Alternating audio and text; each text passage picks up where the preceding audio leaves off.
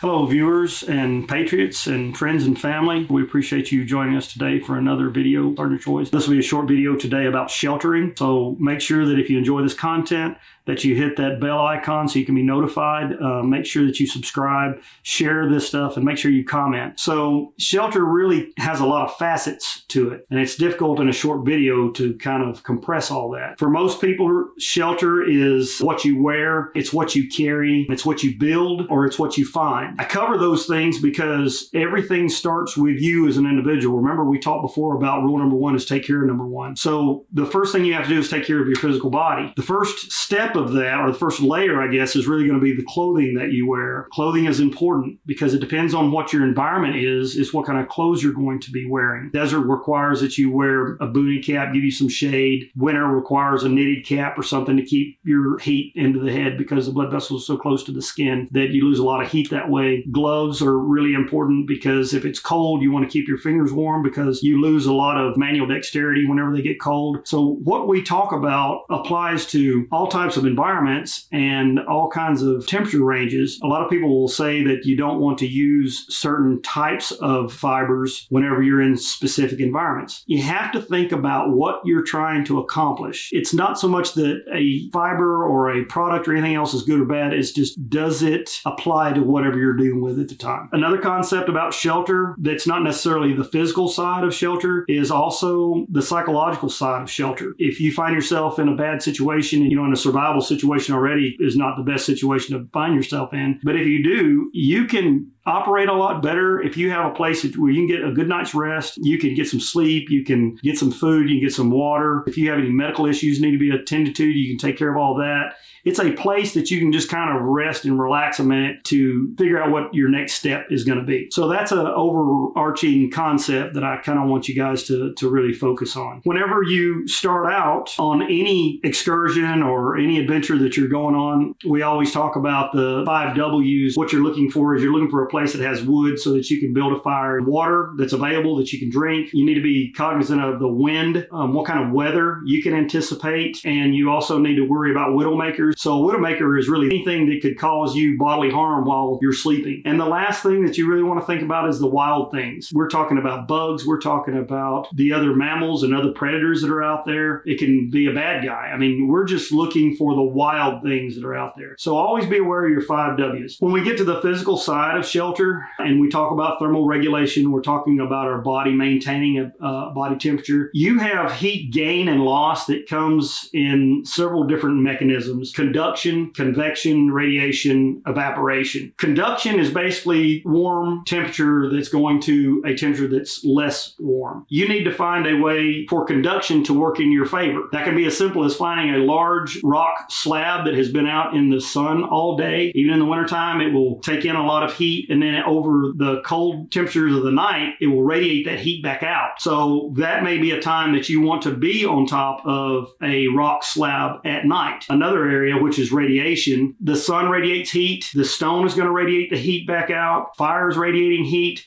but you're also radiating heat. So when your body is radiating heat, you want to make sure that you maintain that heat if you're trying to maintain your temperature from a cold environment. The same is true if it's too hot and you need to be able to let off some of that heat. So you would not want to sleep on the same rock slab in the middle of the desert if it's going to be hot all night. When we talk about convection, we're talking about just like your oven at home. It creates heat, but it also has a fan in it that circulates. Convection is basically currents. That can be air currents or water currents. So if you're really, really hot and a nice wind blows, it's nice to be able to have that cooling wind. But if it's in the middle of the winter and you're trying to maintain your body heat, the wind that comes is going to rob that heat from you. We also talk about evaporation. Most of us are pretty familiar with whenever we sweat, you perspire. What happens is the water comes to the surface. If you're not wearing any clothing on top of that and there is a wind blowing, what that does, it cools very quickly. So when we talk about clothing in a minute, about layers and things, you'll see why those layers are even important in a desert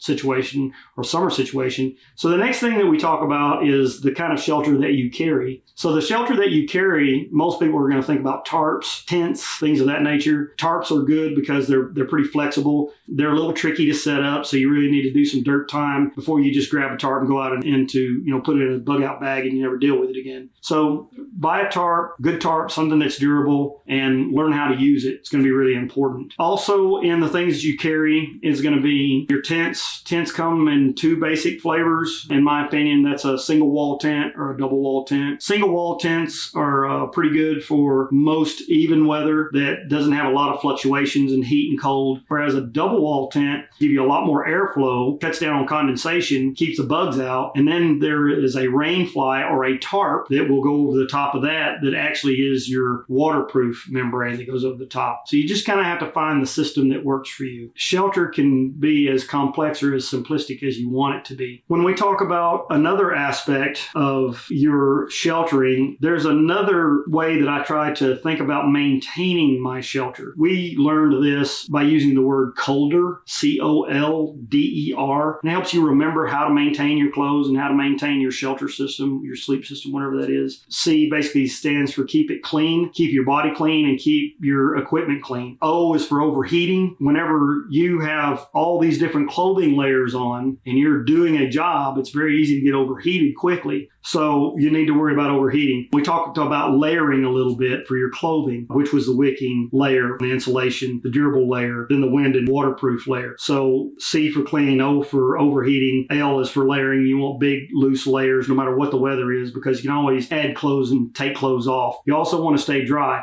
Doesn't matter what kind of weather it is, it's best for you to stay dry because that prevents a lot of medical issues that people don't even think about. You need to examine your clothes pretty regularly and your shelter system pretty regularly. Examine it for holes. Examine it for any kind of rips or tears. It's always easier to fix things early on than it is to try to fix things later. So you want to make sure that things stay dry and make sure that you examine things for rips, tears, anything that needs to be repaired. And that brings us to the R in colder, which is make repairs quickly. When you see a small rip or tear, either in your clothing or in your sheltering system, please do not wait until this thing gets ripped open and it's useless. I think we've covered a lot of ground today. I don't know that I've covered everything that I wanted to, but if you can go back through the video, find the things, especially the words that I've kind of helped you remember. All these things are designed to give you a better place to help get you centered and grounded so that you will be ready for the next leg of your journey, whatever that journey is. I hope I've covered everything for you guys. I appreciate everything that you do for us. I appreciate the viewers, the guys that are new to the channel. Please go back, watch all of our videos. I don't want anybody left behind because they missed a piece of the puzzle or whatever. Maybe in future videos we'll get into a little bit more specifics about how to build shelters and things of that nature. But as always, I like to explain the philosophy behind what we do so that you can begin to fill the holes in your planning, either with the products that we sell or with the ideas and things. So again, thank you for all that you guys do for us. Please like our videos. Make sure that you share those videos. Hit that bell icon. We've had a lot of people that have been involved in this project, and it's only getting better, and it's because of you guys. So thank you very much. I appreciate your time. Come back to see us anytime.